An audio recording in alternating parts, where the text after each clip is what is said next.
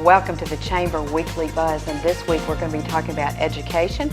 Our guests are Pam Lewis with Career Technical Education with Nash Rocky Mount Public Schools, and Carissa Rudd, who is with Turning Point Workforce Development Board. We've got lots of good things to share with you today.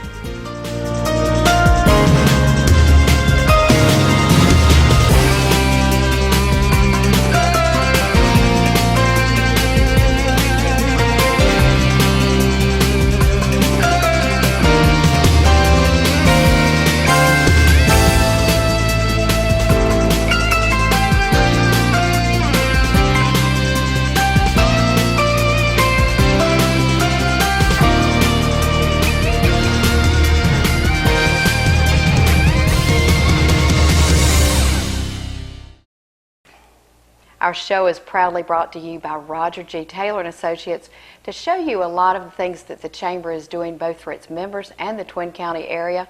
Let's take a look at some recent activities of our Chamber. James Lodge Daltridge. I'm the chairman of the Rocky Mount Area Chamber of Commerce, and we're here along with our ambassadors and to celebrate the new Suddenlink retail store. Suddenlink has been a long-time partner of the Rocky Mount Area Chamber of Commerce. Thank you. I'm Phil Oschlager, Senior Vice President for Suddenlink here in Eastern North Carolina, and we're very proud of this store today. We're proud to do business here in Eastern North Carolina and in Rocky Mount. Rocky Mount is one of our key markets, and as it was just said, we invested over $10 million last year. Putting in our new store is just another way for us to make it easy for our customers to do business. We are closing the other store at our other location, and now customers could come here. It's more centrally located. It's just an easier way for customers to gain access to us, and also a way for us to be more consultative and also to display the many products that we have. And I just want to say thank you for the turnout today. It's quite overwhelming and exciting, and it shows that Rocky Mount is certainly committed to Suddenlink, and we are definitely committed to our Rocky Mount area. This is our first store remodel, and I've been involved from the very beginning as far as picking out the location and working with all of our various vendors to make this project come together. So this is a very exciting day for us. It is such a pleasure to talk about education today, a subject near and dear to my heart, and we have Pam Lewis and Carissa Rudd. Pam, you are with Career Technical Education, Vocational Ed, the new way, and lots of new ideas we're going to be talking about. Carissa, you are with you're the Business Services Coordinator for Turning Point Workforce Development Board, and we need to know what that is. That's a big mouthful and a large title. Oh, yeah.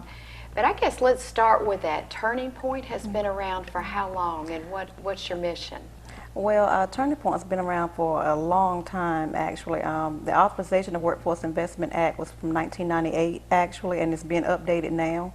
And here, the board here represents 5 counties, and it used to be called Region L, so you may remember that name. Yes. Region L Workforce Board. It's the same thing, but it was renamed a few years ago, about 5 or 6 years ago, before I came on. And the administrative office that I'm from, here in Rocky Mount, oversees the Workforce Investment Act programs for 5 counties between Wilson and Northampton County. And that's funded by Department of Labor, which releases funds to Department of Commerce, and they in turn release funds to 23 workforce boards in North Carolina for adult, dislocated worker, and youth programs. Now, my program, I know you said it was a mouthful for business services, is my relationship is with the businesses in the 5-county area. I go out, find out what their needs are, find out how we can help them, and that's how Pam and I are connected. Actually, we sit on her round table to really just try to get the youth now ready for the workforce, and like she said earlier, we have to start early. So we're partnering with her to find ways to help them do that.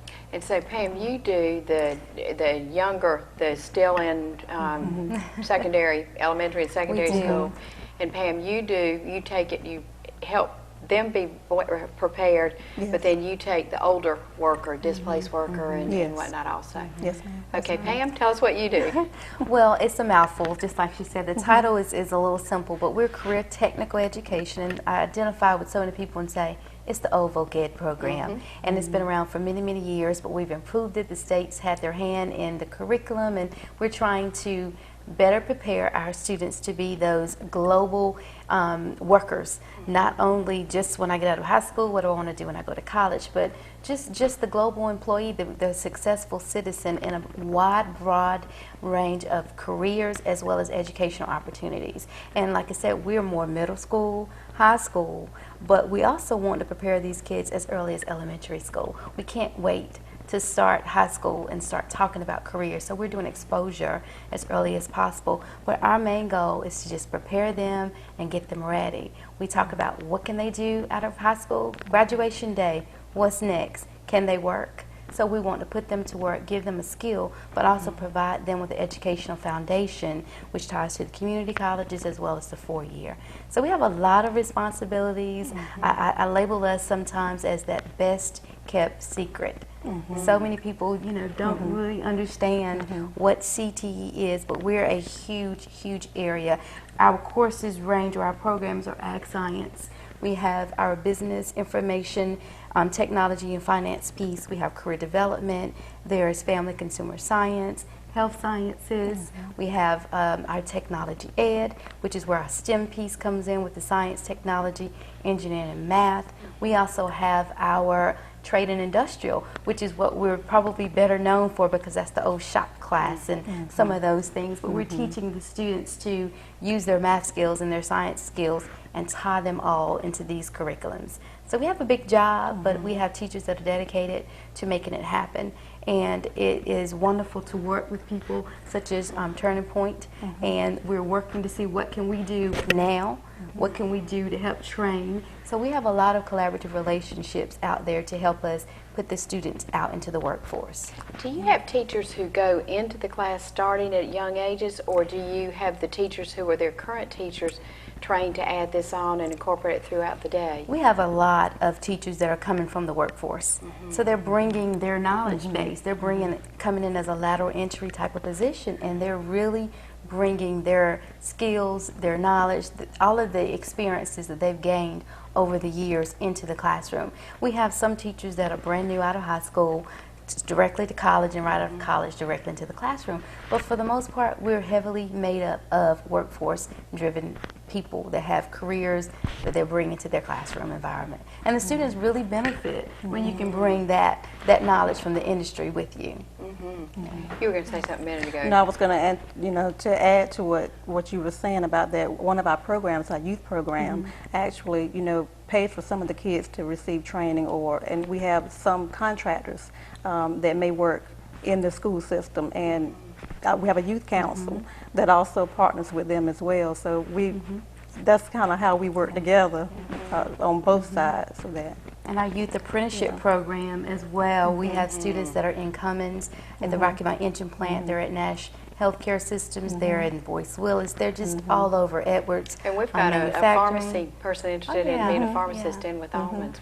She's great. We have so many areas, and a lot of parents say, well, I had no idea you guys were doing the things that you're doing. And with our academies, we're exposing these students to the Cisco Academy. And right out of high school, these students can make $50,000 out of high school. We're putting them into the Academy of Information Technology over at Rocky Mount High School. We have students that are receiving Health Science Academy, and they're coming out with CNAs. They're going directly into the nursing homes and the hospitals, and just so many areas of opportunity. And we need to educate more directly to the parents as well as to our students what we have, so that everyone can take advantage of that. So that we're putting less people, needed for your services as far as being displaced. Do they meet on the campuses of their regular schools, or do they meet elsewhere? Some actually meet on their home campus. Some of them will ask for a transfer. And I'll give you an example. Rocky Mount High School houses our Academy of IT. So if there's a student over at Southern Nash, and if he or she would like to attend the Academy, they would then ask for a transfer, and they would be given the opportunity to go over to Rocky Mount High School to take the Academy of IT. Same thing for our Ag Science. Our Ag Science is over at Southern Nash High School. So students could actually ask for that transfer, then go over to Southern Nash and attend that great program. And they're directly tied to NC State. And they train with NC State, and they send their students over to our teachers at Southern Nash, and it's just a great relationship, but they can get a transfer to that school and take advantage of those same programs. Super. We're going to take a break, and Carissa, we want to jump more into what you do Okay. when we get back. So stay with us, please.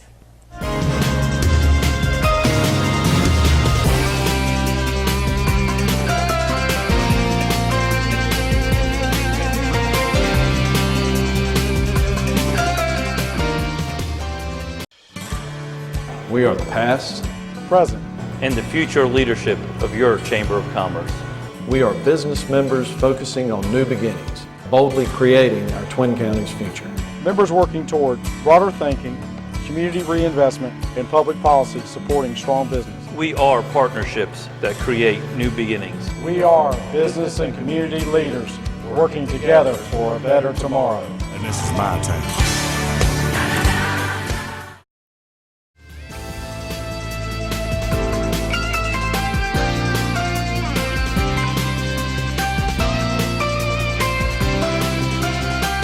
Thank you for staying with us. We are talking about education and very worldly education.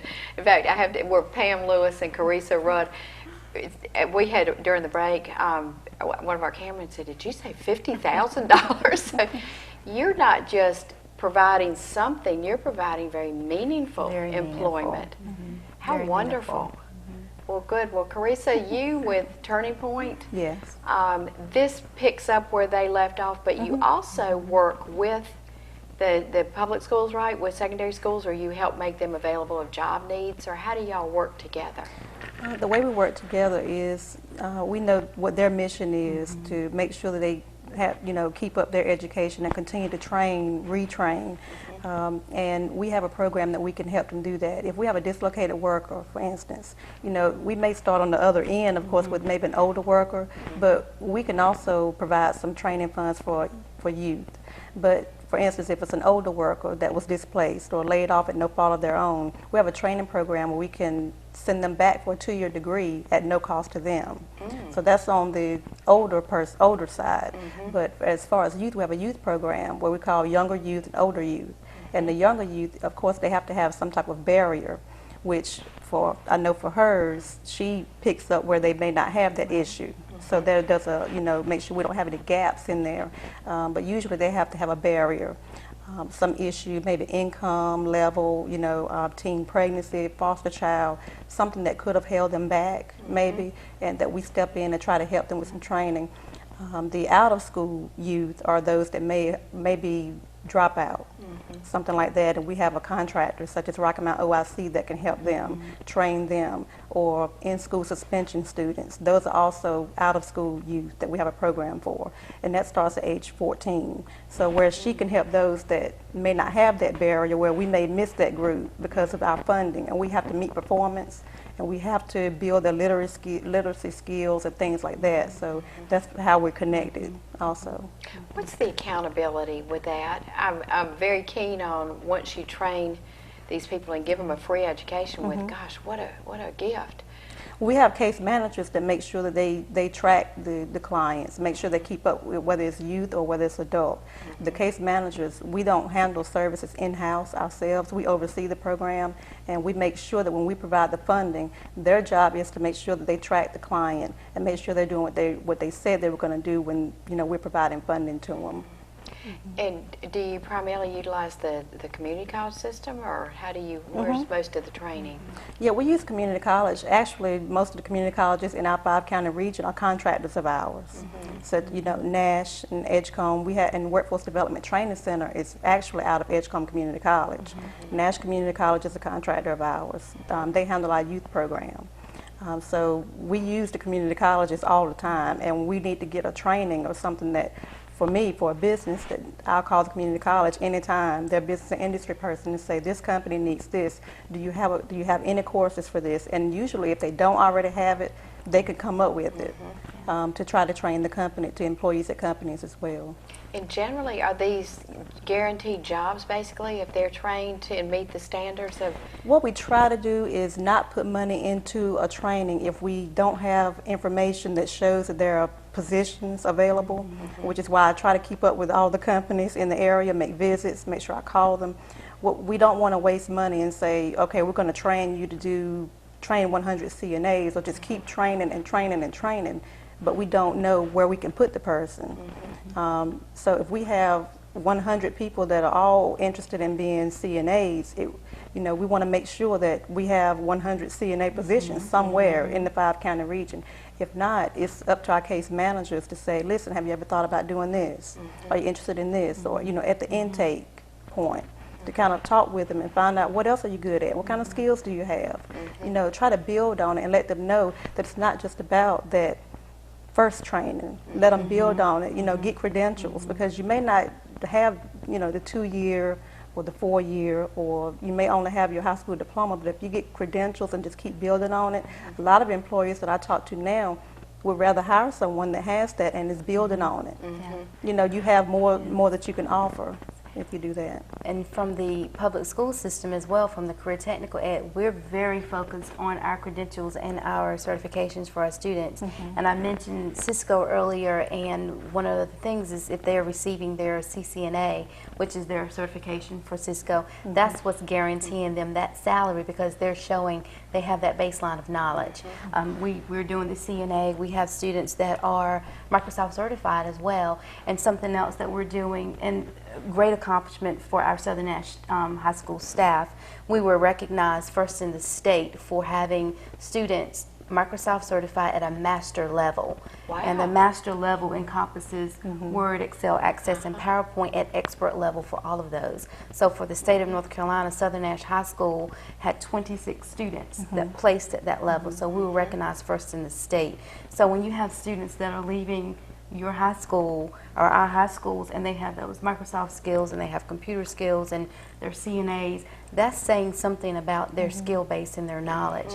And that's just a tip, because there are so many other areas that we touch with credentials and certifications. We're doing the work keys, and we've worked together with work keys, and I've worked with Wendy Marlowe and Nash Community College. What are work keys? Work keys are exams that students can take that pretty much verify their knowledge in math skills, reading skills, and I think information and researching processing type skills. And the students actually can place, and if I'm wrong, you correct me, students are placing at either platinum, gold, silver, or a bronze level, and it says or certifies their knowledge of what type of employee they may be based upon what they're capable of reading, understanding, and just being able to function on a day-to-day basis. And we've had a few initiatives that we paid for the work keys testing in the school system throughout the entire region. And actually, it's funny you mentioned work keys, because our workforce board is number 5 in the state for receiving career readiness certificates, and that's just your certificate that you get as a result of your testing and what level you are. And a lot of people didn't know you can get a platinum, but I see she knew you can get a platinum. Some people say platinum, you know, what do we do with a student that goes above the score for a goal, where they created a platinum now? And you can take that, and you can actually take that anywhere. I mean, it's not just here in North Carolina. Once you have that certificate, and it's signed by the governor, but you can take that anywhere. It's a national certificate. Well, and I have to say, as a member of the business community here, thank you. I mean, to be reaching those levels of excellence is just wonderful. It bodes very well for our community. So we really do appreciate that you ladies and your organizations are taking this so seriously. I want to ask about the soft skills too, though, because as a business owner, I want somebody to be taught that you dress appropriately, you arrive on time, honor and integrity, interaction among peers at work. Are those things that are addressed too? Yeah, they're definitely addressed within our high school environment, and when we expose them on our youth apprenticeship side, and they're doing career development and they're doing career management and all of those courses, that comes into play. Because even on the business roundtable, when we met with businesses and discussed, that's definitely been something that they've seen a deficit in, that we're not hitting the mark. So we're working to make sure that's a skill that we know that has to be dealt with, and that we're being more deliberate in our actions of delivering that within every content. But definitely a need in this area for us. And we've gotten some calls too for, do you have funding available that we can train or retrain our employees, because some of them are having issues that they thought the employee knew what to do. You know, when you come in, you expect, I mean, they may do well on the interview, but as soon as it's time to start the work, you may be there 2 weeks and you notice that they may not know that you need to dress a certain way. You know, you dressed a certain way for the interview, but the person just doesn't follow that rule, and they say, well, I just need to train them, or what's the proper way to answer the telephone, things like that, you know, they really need training for. So they call us and say, can you pay for some type of training, customer service, soft skills, build their skills on that. So we usually contact community college, or we have someone in our workforce development training center that can usually do that. Pam, we know where you are in the school system. Carissa, how do people find out more information about your program? They can go to our website, www.turningpointwdb.org. We're also on Facebook. We tweet now.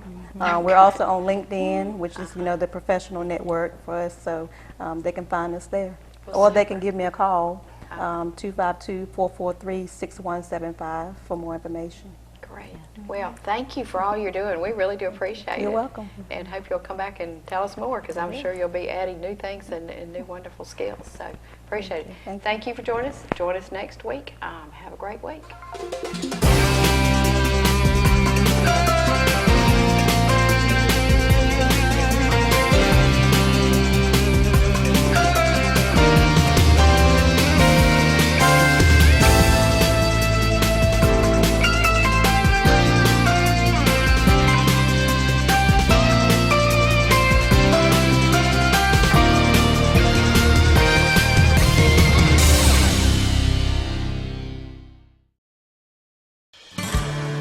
We are the past. Present. and the future leadership of your Chamber of Commerce.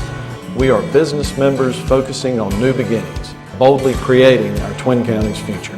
Members working toward broader thinking, community reinvestment, and public policy supporting strong business. We are partnerships that create new beginnings. We are business and community leaders working together for a better tomorrow. And this is my time.